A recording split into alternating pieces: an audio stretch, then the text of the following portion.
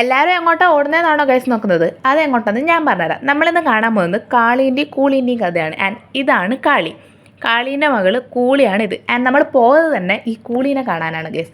And ഇതിൻ്റെ ഒരു എന്താ പറയുക, ഐതിഹ്യപരമായി എനിക്കറിയില്ല, എന്നാലും ഞാനൊക്കെ അറിയുന്ന പോലെ പറഞ്ഞുതരാം. ഇത് ദാരികായുദ്ധം അങ്ങനെ ഇത് പറയപ്പെടുന്നത്. ആൻഡ് ഇതിലെ ക്യാരക്ടേഴ്സാണ് കാളി, കൂളി. കാളീൻ്റെ മകളാട്ടോ കൂളി.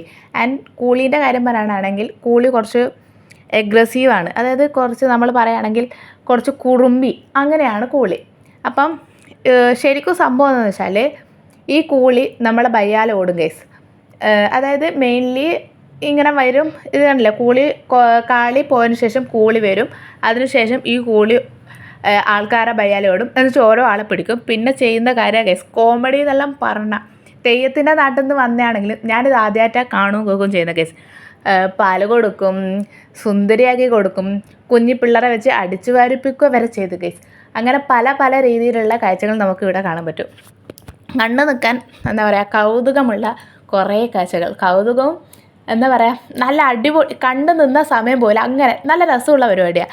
എല്ലാവരും ഇങ്ങനെ പിടിക്കല്ലെന്ന് വെച്ച് ഓടും. പക്ഷേ ആളോടി എങ്ങനെയെങ്കിലും ഒരാളെങ്കിലും പിടിച്ച് നിർത്തും.